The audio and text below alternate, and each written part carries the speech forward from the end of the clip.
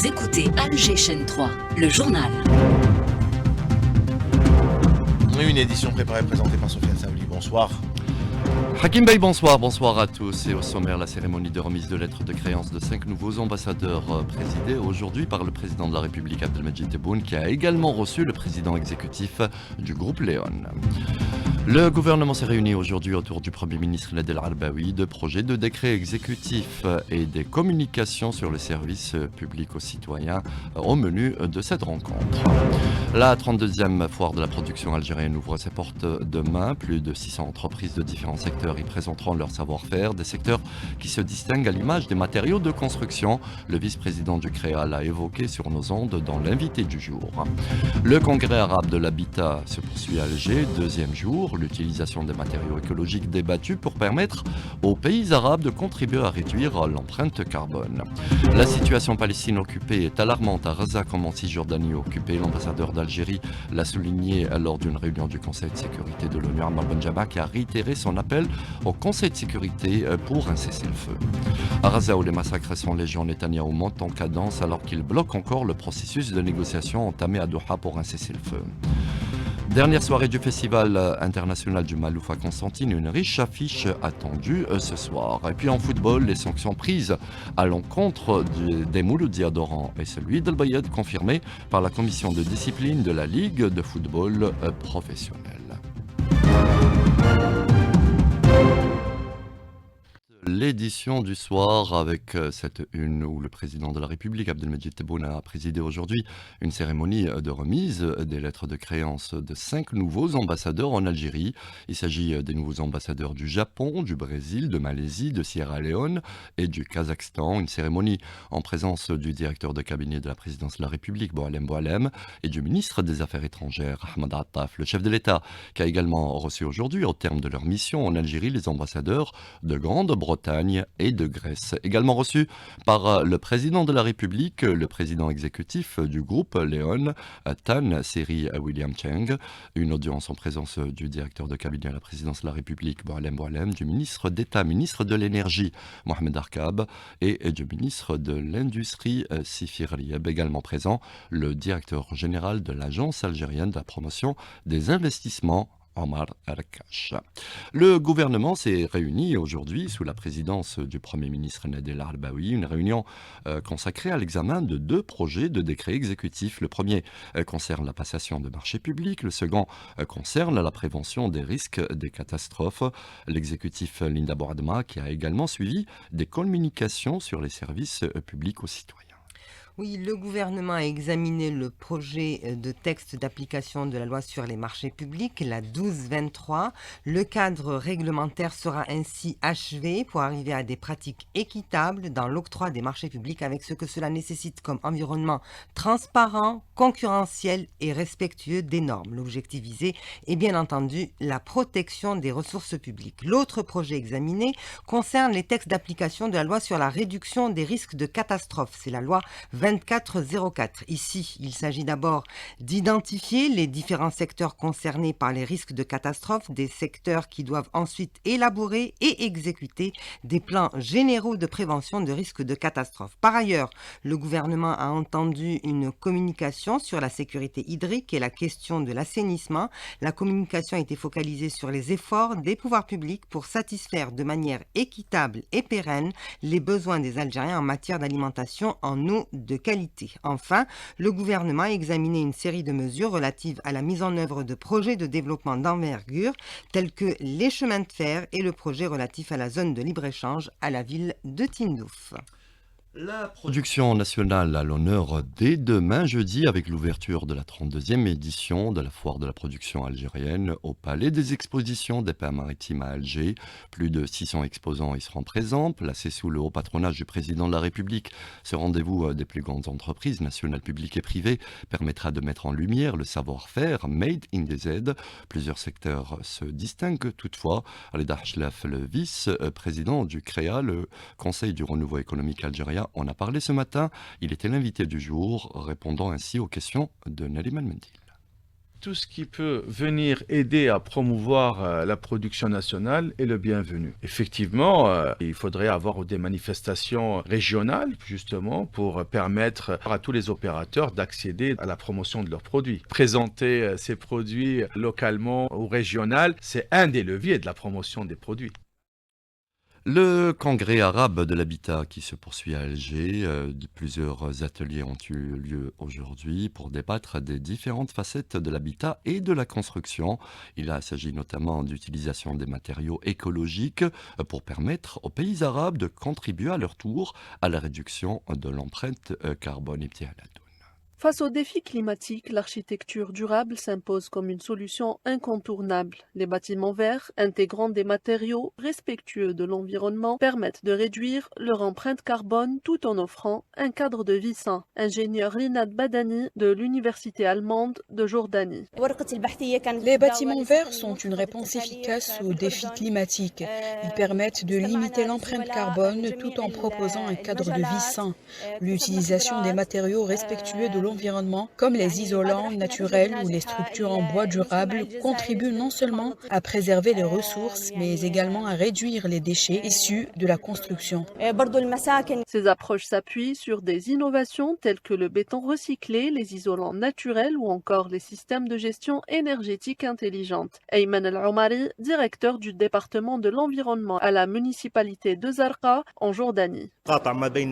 Ces approches s'appuient sur des innovations technologiques comme le béton recyclé ou les systèmes énergétiques intelligents. Elles permettent de conjuguer efficacité, durabilité et bien-être pour les usagers. Investir dans ces solutions est essentiel pour répondre aux exigences environnementales et bâtir un avenir plus responsable.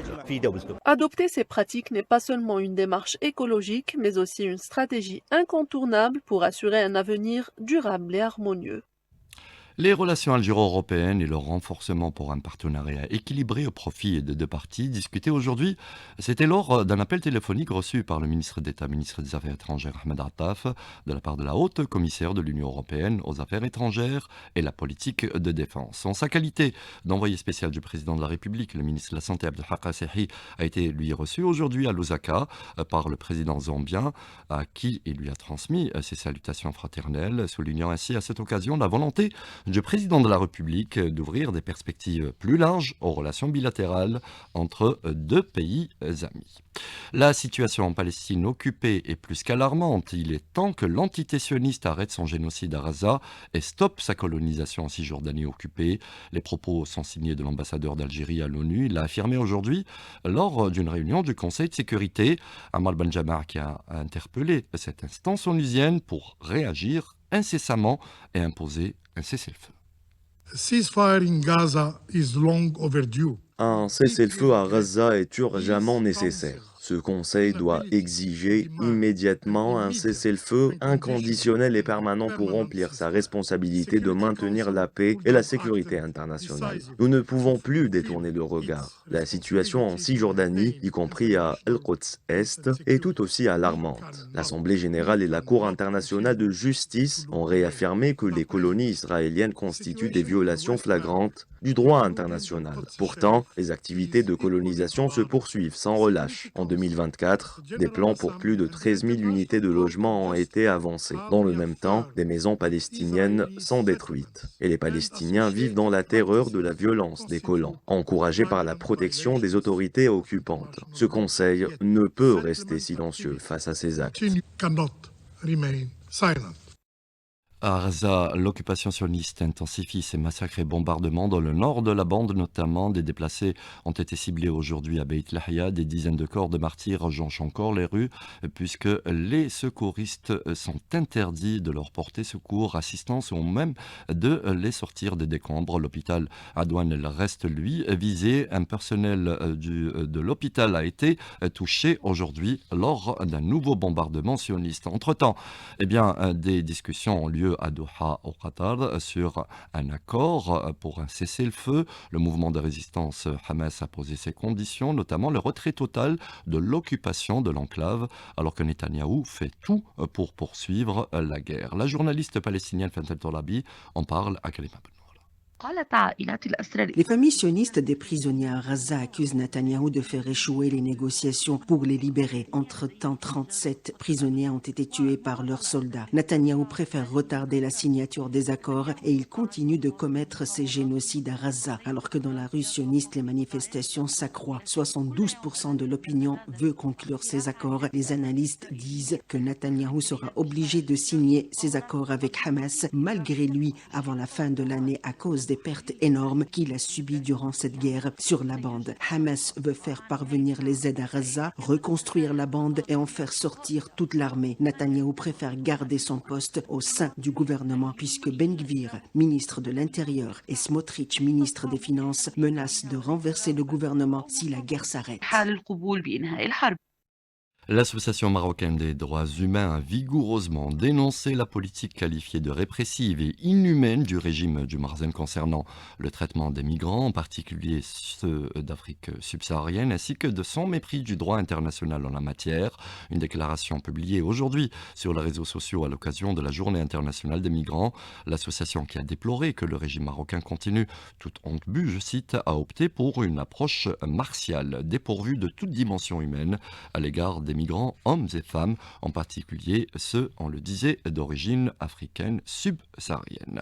Les cours du brut ont grimpé aujourd'hui dans les échanges londoniens à un peu plus de 73 $, portés par cette perspective de la baisse des réserves commerciales de brut aux États-Unis, qui fait donc un appel du pied aux producteurs du monde. En matière d'énergie renouvelable, sachez que l'Algérie se dirige vers l'hydrogène vert, ses applications, son apport et les recherches de développement évoquées aujourd'hui par des chercheurs internationaux. C'était lors d'une rencontre, un colloque à l'université de Djelfa. Le professeur Abdelhafid Malawi est le directeur de division de l'hydrogène. L'objectif de l'intervention, c'est de faire connaître l'hydrogène vert à la communauté des chercheurs et des étudiants, bien sûr. Donc, quel est l'intérêt pour un chercheur, justement, de s'intéresser à l'hydrogène et quelles sont les voies de recherche qui permettent de développer cette nouvelle source d'énergie renouvelable? En réalité, l'hydrogène vert n'est pas une énergie renouvelable, c'est un vecteur énergétique. Les énergies renouvelables, une des priorités des pouvoirs publics. L'Algérie recèle des capacités avérées, dit pour sa part cet autre chercheur rencontré par Djilali Ould Safrani. Il s'agit du professeur Mohamed Boudiaf. C'est des applications des énergies renouvelables, toutes les énergies renouvelables. L'énergie solaire, photovoltaïque, l'énergie thermosolaire, l'énergie éolienne, l'énergie d'hydrogène. Aussi, cette conférence représente une plateforme réelle de discussion de la répartition des ressources d'énergie renouvelable sur le territoire géographique algérien. Le plan national de santé sanitaire des aliments, présenté aujourd'hui, un plan multisectoriel. Pas moins de 11 ministères ont contribué à son élaboration. À leur tête, le ministère de la Santé. Il s'agit notamment de prévenir, mais aussi de contrôler. Jamal Foular est le directeur général de la prévention au ministère de la Santé. Il en parle au micro d'Arsène Chemèche. Nous sommes arrivés jusqu'à 10 000 cas d'intoxication alimentaire déclarés annuellement. Donc, il y a 5 volets stratégiques pour ce plan. Tout d'abord, il y a la réglementation. Il y a beaucoup de réglementations en Algérie concernant les aliments. Le ministère du Commerce a une pléiade de textes réglementaires régissant la composition, la sécurité des aliments. Et donc, tout le monde est impliqué dans cette stratégie. Il y aura des évaluations régulières pour voir un peu l'implémentation de ce dispositif qui va permettre réellement de sécuriser les aliments que nous consommons et qui sont contaminés par des bactéries, par des produits chimiques, etc. Donc tout ça avec donc bien sûr la société civile est basé essentiellement sur un plan de communication qui doit être vaste et permanent pour sensibiliser les gens sur les dangers d'une mauvaise alimentation.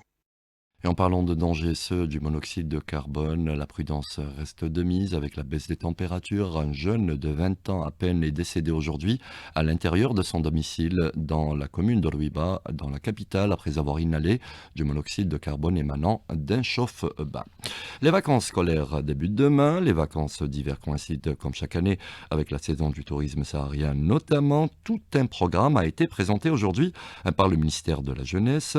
Hiver 2024, c'est son intitulé un programme de découverte pour les jeunes Algériens. Que retenir? Meissabé et ses réponses. Découvrir l'astronomie en visitant la ville de Gherdaya, explorer les oasis de Biskra tout en apprenant les bases de l'intelligence artificielle ou encore camper sous les étoiles à Timimoun. Voici quelques-unes des 14 activités proposées dans le programme mis en place par le ministère de la Jeunesse pour ces vacances d'hiver. Au total, 12 000 jeunes Algériens et Algériennes âgés de 15 à 35 ans et inscrits dans les listes des directions de la jeunesse de leur wilaya pour en profiter de ces expériences à la fois divertissantes et enrichissantes. Selon Mustafa Hidawi, ministre de la Jeunesse, l'objectif de cette initiative est d'inculquer un ensemble de valeurs à nos jeunes. Les activités visent à atteindre deux objectifs principaux. D'une part, consolider les valeurs de patriotisme et de citoyenneté, tout en rappelant l'importance de préserver la mémoire nationale et d'autre part, développer les compétences des jeunes en matière de communication, de réflexion et de leadership. Le premier groupe, composé de jeunes venus de 35 wilayas différentes, prendra la route vers Timimoun le 20 décembre pour un séjour de camping de 4 jours. Ceci pour le programme national au niveau de la wilaya d'Alger également. Tout un programme est annoncé, des ateliers au jardin d'essai, bivouac, autres sports qui feront la joie d'ailleurs des jeunes de la capitale annoncés aujourd'hui. Yassine Siafi est directeur de la jeunesse et des sports. Il a dévoilé les grandes lignes de ce programme au micro de Soleil Roslan.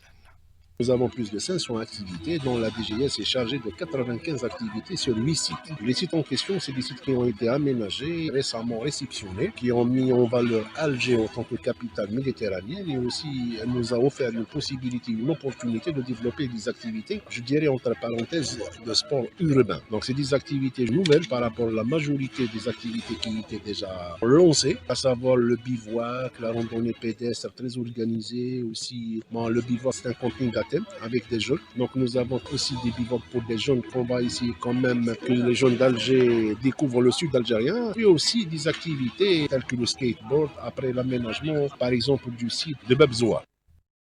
On est le jour de la célébration de la journée mondiale de la langue arabe, une langue vivante, présent et de l'avenir, une langue de création, a déclaré aujourd'hui le ministre de la Culture Zohair Balalou lors des célébrations de cette journée. L'écrivain et traducteur Mohamed Saleh pour sa part a mis en relief au micro de Fatah Boumehdi la beauté et l'utilité de cette langue, notamment dans les arts. La langue arabe, dans son histoire, c'est une langue qui a une très très belle poésie, qui a de la prose qui est extraordinaire. D'ailleurs, les Européens ont été tellement subjugués par la langue arabe qu'ils ont traduit en général toutes les grandes œuvres, que ce soit en poésie, que ce soit en prose ou même des livres de pensée comme Muqaddimat Ibn Khaldoun, comme les Mille et une Nuits. Côté calligraphie, le khat al-Nasri, le khat al-Basri, le maghribi, il y a beaucoup d'artistes qui utilisent la calligraphie arabe comme matière première pour des tableaux, pour façonner comme Rachid Qureshi, font des choses extraordinaires aussi. À retenir que ce soir, tombée de rideau du Festival international du Malouf à Constantine, une riche affiche attendue donc dans la soirée. Dans quelques minutes débute d'ailleurs cette soirée. On aura à suivre le compte rendu de notre correspondante sur place, Hayat Karbouran, dans nos prochains rendez-vous d'actualité. Place à présent à l'actualité sportive avec vous, Rostam Yahya Chérif, bonsoir. Bonsoir Sofiane. À commencer par cette décision de la commission de discipline de la Ligue de football professionnel. En fait, elle confirme les sanctions à l'encontre du Mouloudia d'Oran et du Mouloudia d'El Bayad. Oui, les deux clubs ont été sanctionnés par 4 matchs à huis clos fermes à domicile, en plus d'une interdiction de déplacement des supporters pour les 4 matchs programmés à l'extérieur. Donc la commission de discipline de Ligue de football professionnel confirme les sanctions suite au recours établi par le Mouloudia d'Oran et le Mouloudia Club d'El Bayad qui ont écopé de ces 4 matchs de suspension à domicile et à l'extérieur. Et puis un mot de karaté où le karatéka algérien Youssef Hassani a remporté la médaille d'or des plus de 84 kilos au championnat du monde 2024 des sourds-muets qui se déroule du 15 au 20 décembre à Kuala Lumpur en Malaisie. Et puis un dernier mot, un mot de football, la finale de la Coupe intercontinentale qui se joue en ce moment. On joue la 64e minute, la deuxième mi-temps, le Real de Madrid qui mène 2-0 face à la formation mexicaine de Pachuca. Vous avez été complet, Rostam Yahya Chérif. Merci pour ces informations sportives, les dernières de cette édition réalisée par Sidali Tobal. Justement, Mohsen. Voilà, je me rappelle, Mouni est au streaming vidéo, Sidali Tobal donc à la réalisation, et Hossein à la régie d'antenne et Amir à la technique, à la barre technique, bien évidemment. Merci de nous avoir prêté attention. C'est la fin de ce rendez-vous de l'actualité qu'on complète avec les prévisions météo signées Kelly Bob.